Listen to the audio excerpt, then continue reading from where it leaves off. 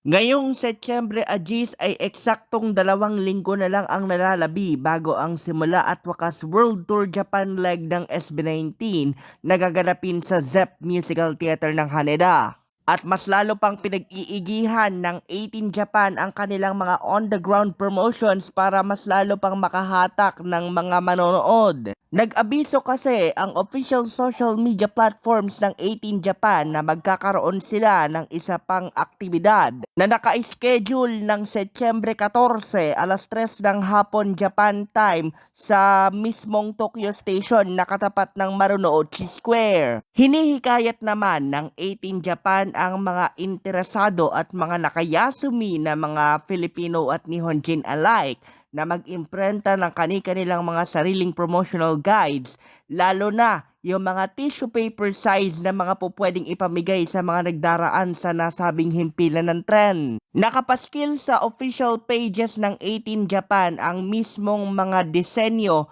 ng tissue paper at A4 sizes na mga promotional cards at magsisilbi ring double purpose ang kanilang pagtitipon sa Marunouchi Square dahil tatapat ang Setyembre 14 ng mismong kaarawan ng leader ng SB19 na si John Paulo Nace o mas kilala bilang si Pablo. Binuena mano ng 18 Japan ang kanilang aktibidad na mga on-the-ground promotions kaugnay ng simula at wakas World Tour sa bisinidad ng Yokohama Station. Bago nila ito sinundan nito lamang araw ng Linggo, Setyembre 7, sa Shibuya Station naman nakatapat ng sikat na asong si Hachiko.